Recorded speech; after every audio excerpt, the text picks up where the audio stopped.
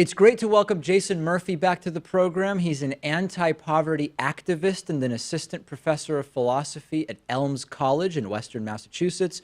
He serves on the National Committee of the U.S. Basic Income Guarantee Network and is also a media outreach organizer for the Basic Income Earth Network. Jason, it's so great to have you back. I think a good place to start would be from the last time you've been on.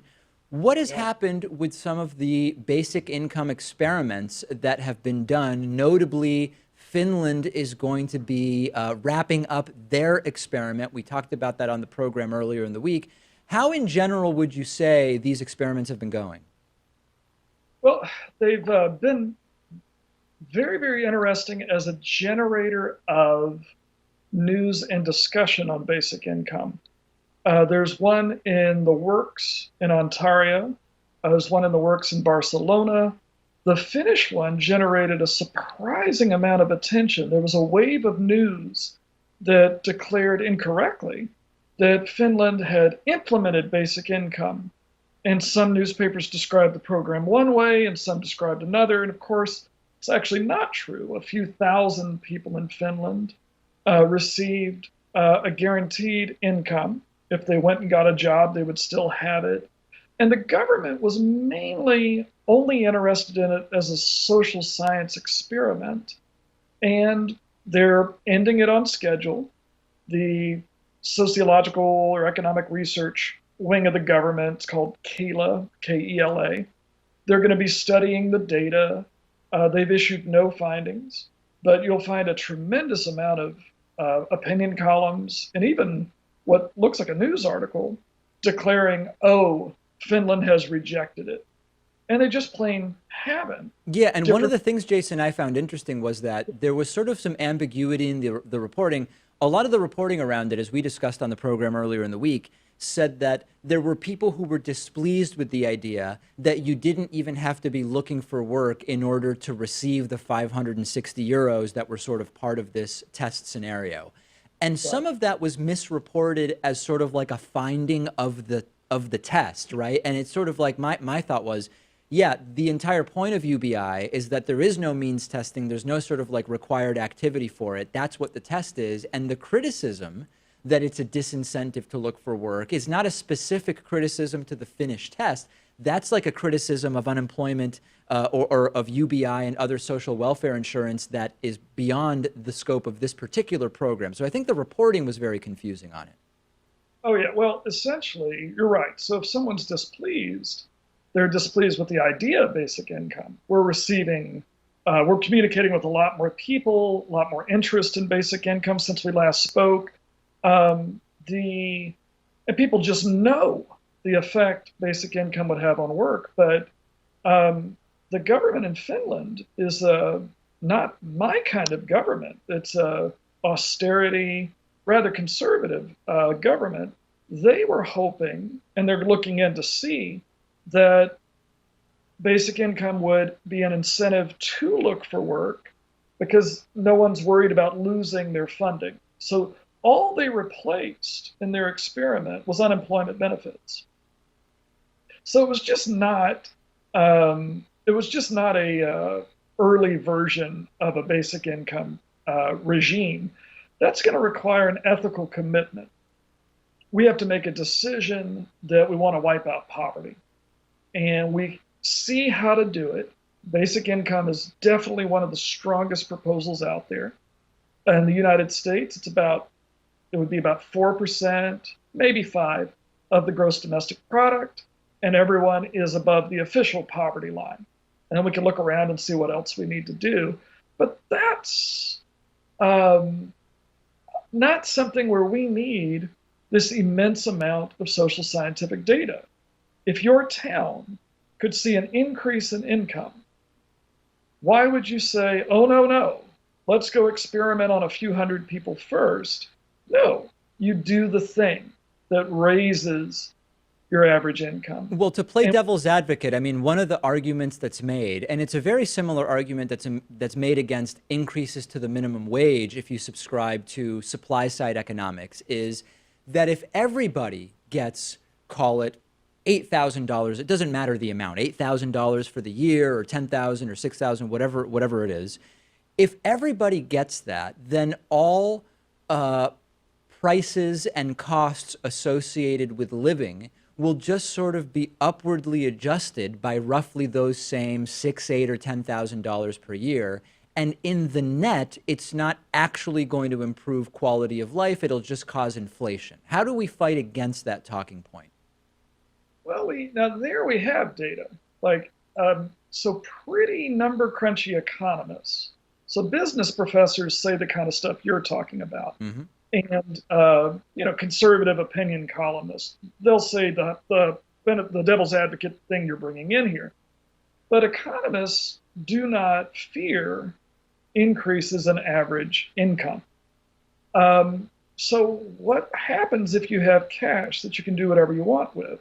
You can look around for better deals. Some people are spending more on groceries because they live in an area that has only one grocery store. With a little bit of money that's yours, you can get to the next grocery store. That's just one example. It would work the same with pharmacy, things like that. Mm. So a lot of people are going to get better prices because they can use some resources to go get the better prices. Um, Also, there may be some increase in pricing. It would be weird. It would defy conventional economics, but also most rebellious economics. It would defy them if, say, $12,000 a year as a basic income ended up costing everybody that much, Sure. right? Yeah. Right. The exact numbers, of course, may not shake out that way. I mean, I guess the example that is sometimes pointed to is Switzerland, right? Switzerland has a very high standard of living, and even jobs that in the United States would be minimum wage or barely minimum wage earn a significantly higher, we would call it sort of a living wage. And people point to it's really, really expensive to live in Switzerland. I sort of experienced this firsthand visiting the country a few times. There is certainly sticker shock there. That's sort of the example that people will point to, which is, hey, we kind of know what happens when the average income is significantly higher. Things cost what they cost in Switzerland. And everyone's happier and they live longer. That's very true, right? People seem pretty So, happy with the setup in Switzerland, don't they? right. But so I think that's sure. I mean, there may well be the case that some of these things happen. Again, we're going to have more options. So there may have an easier time moving somewhere where housing's cheaper. Hmm. If we don't need both people to hold on to that job without a crisis. We may be surprised by some of the effects of basic income, but it's going to come as a product of choices we make with assets we now have, right? This is like we're distributing assets and not just entitlements. Minimum wage increases have not typically had these massive increases in essentials like prices and rent and things like that. Correct. We have good data there. We have state lines where there's different minimum wages on both sides. So, there may be some effect, but raising minimum wage to, the $15 an hour movement is really going to deliver just a better standard of living for the least well off, that are employed. Do you Um, think, Jason, that a lot of what we're seeing in terms of the opposition is more ideological? Because the idea of a non means tested program that gives money to people is actually not that unusual when you look at the details, right? Like in Alaska, it's widely known that there's this fund that distributes money to residents based on the money that comes in through oil and gas returns, right? Drilling in the state, et cetera. You get that just for living there. And people don't, some of the same people who say that something like universal basic income encourages laziness don't really ever say anything about that program in Alaska, which we already have here in the United States. So is it really the idea of this that's a problem? I think we also need a movement. We need to push for seeing basic income as something that fights poverty, Mm. which in Alaska, no one has really pushed to make it do that. It was implemented by a governor who did want to abolish poverty, but he had to really fight to get any of it in at all. And it's typically been something of an afterthought. Nobody has said, wow, we could really build this thing. So it could have a long time ago been much bigger in Alaska. It is proof that it's doable. The idea that, well, if when I first started working on basic income, I was surprised how many people thought it must be impossible. And I would have to just point to Alaska to prove you can do any of it. Hmm. The new question now, because people have heard enough about it, right? I'm not the first person bringing it up. People have heard enough about it where they know it's probably doable. We're wondering what the consequences might be. How much do I really exploit the insecurity of other people? And I've had nominal lefty types say, well, who's going to clean up the building? Right? And these are folks who will tell you how liberal and left they are, but suddenly they're worried that they're going to have to pay a little more to get people to do things because they're not worried about starving anymore. That's incredible. And given especially how much more wealthy we are than we used to be, we have more to share than we've ever had. It doesn't seem that way. Like if you're viewing and you're thinking, no way, it's because it's not getting shared. There's more to share. It's not getting shared. So it's just kind of incredible that we would think of still using desperation, right? The threat of eviction or not being able to pay for medicine. I want everybody who works around me to, I want the job to be something that makes sense to them, works in their plan. And it doesn't have to be utopian. We just need a little bit there so that between jobs, people are going to be okay. And again, it's 4 to 5% of the GDP. Looks like it would secure $12,000 a year for everyone. Let's pause the conversation there. We're speaking with Jason Murphy about universal basic income. We will pick it up with him tomorrow. Much more to discuss.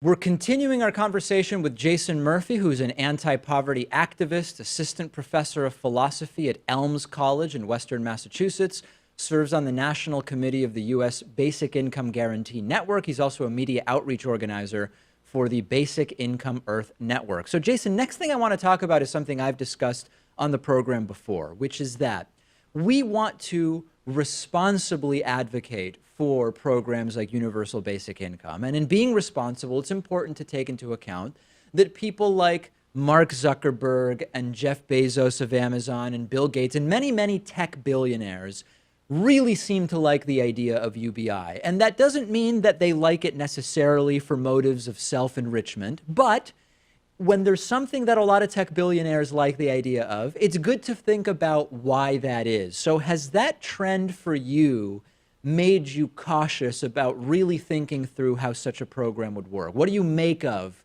the tech billionaires that seem to love it? Well, it's been interesting. So U.S. Basic Income Guarantee Network was getting together before Silicon Valley started talking about it in the way that we've seen quite a bit the last couple of years. So it's been a clash of cultures in some ways. Why are they backing it? I think it's important to note that the majority of Silicon Valley wealthy are not backing it. Right. We are hearing a lot from them, but the 1% are not rallying around basic income. We'd have it if they were. So why are some looking into it? Maybe it's because they want to look smart. Maybe it's because they actually do depend on a market. This is a way of expanding markets that they're good at tending to. So in the same way that Henry Ford needed higher waged workers to be able to sell cars, it's very likely that a basic income could create the kind of consumers that the figures you name, Zuckerberg, et cetera, might be able to sell to. Well, the Amazon one is, I think you're making a very good point with, because when you consider like 100 million people or something are Amazon Prime subscribers, which means that for the $100 a year, they get free 2-day shipping on whatever they want from Amazon. If all of a sudden you have an extra $8, $10, or $12,000 in your pocket, and those aren't $8, $10, or $12,000 that you need in order to merely eat or have a place to live, it does stand to reason that a significant portion of that might go into buying stuff on Amazon and getting it shipped for free in 2 days to your house, right? Oh, sure. The 1% can only buy so many, whatever it is we're doing on Amazon, which could be things like razors and, socks. And Sure. so there is a point where the 90% really start to matter more to some of the figures we name. I think some of the actual proposals that are written down, there's some detail. We got to look at those because some of the ones coming out of Silicon Valley are really different from other ones coming out. So some of them are very libertarian in nature. They only want to dismantle current support. And then there's an idea that whatever money we save by dismantling, whether it's SSI, food stamps, et cetera, and just put it into a basic income, that would be a bad deal. That's overestimating the amount of support that's out there. And when you only need 4 to 5% of the GDP this is what the numbers look like, to guarantee $12,000 a year for everyone, it seems to me very silly to have to cut all this other support in order to fund it. But that's not what we're seeing with some of them. If I can, there's a few other things I want to touch on here, and we're starting to get a little bit tight on time. There are those who are suggesting something like a job guarantee program as an alternative to UBI, or more commonly, a negative income tax, which would be a progressive tax and thus only apply to individuals making, below a certain amount. And the idea is that the money would be better spent rather than just giving a set amount to everybody, even though that's bureaucratically simple, that the stimulative effect would be greater if the money was applied where it is most needed.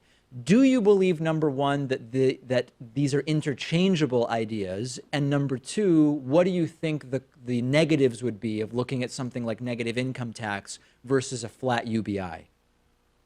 Well, I'm excited to see more people considering programs that guarantee everybody access to an asset. That includes the job guarantee, the idea that the government would see itself as an employer of last resort. And we're seeing people back that. So that's exciting. Negative income tax would get to people. It would be a guarantee. If suddenly I have no income, as long as I can get somewhere quickly, right? If I quit my job because it's horrible, right? My job is good, but if someone quits their job because of injustice in the workplace, I want them to be able to live until they get the next job. So as long as that's not bureaucracy. That's kind of one of the things I'm hopeful about basic income with. There's versions of negative income tax that would do that. Again, a lot of it has to do with the details. How many people, how high does the income have to be before it cuts off? If you're progressively funding a basic income, the 1% is going to be paying more in than they get out. So mathematically, it can be very similar to negative income tax. So again, I'll read the details. I like Andrew Yang's proposal. I like Chris Hughes's. I would love to see a tax on pollution, traffic, financial transactions, things like that, so that we can tamp down things that are hurting us and help people that need it. I really want people to know they have it, that they have this income as an asset. To me, that's worth any other problems. But again, if you count the net costs, a lot of descriptions of how much basic income costs go with the total cost, the gross costs. The net costs, it's 3 to 4% needed to get everyone 12,000. What about the argument that's made about negative income tax, that it would be easier to make a reality politically on the basis that you don't need to create anything new? you simply adjust tax rates, which is done, every 4, 8, or however many years, every however many years we have political decisions made around that, and that it would be simpler to implement with the infrastructure we have. Do you think that that's a good argument in favor of a negative income tax? But a basic income has the similar infrastructure. It can be done just as well on the 1040 form. We just have the grant right there. Here's the amount you get, and then the 1040 form calculates what we charge in tax. It could be done through Social Security as well. We already have the infrastructure for basic income with both negative income tax and basic income and job guarantee. If there's a bunch of people endorsing it and sponsoring it, then I'll say, oh yeah, that's the program that has the political will behind it. And I wish all of them well. I still want to know, to me, the guarantee is important because I want people to be able to switch around, switch life plans. I want people to have this independence that basic income gives them, because I think we'll bargain better at work. I think we'll build new organizations, new businesses, things that we actually want. Some of them may be collectively owned. I think we're going to take options that are pretty exciting if we really know we have the income. If it takes another step to get in there, if I have to convince someone I actually need the money, hey, I once had this income, now I don't, I'm worried we're going to, even if we really would get it, rumors get out. When I organized low-income people, so many people believed that they're just not going to get something like food stamps. Right. Even if they really would. And they all thought, oh, they're getting food stamps, but we're not. So there's something about these conditional programs that lose trust. And that's one reason why, for me, the simplicity of the dividend, citizens' dividend is another word for basic income. Another reason why I like that is people are actually going to see it, and they'll actually know it exists. No doubt. Jason Murphy, we are going to continue following developments in the world of universal basic income and all of these other ideas. Really appreciate you talking to me about it again. You were ahead of a whole lot of folks when you were covering this pretty early, and I really appreciate that, David.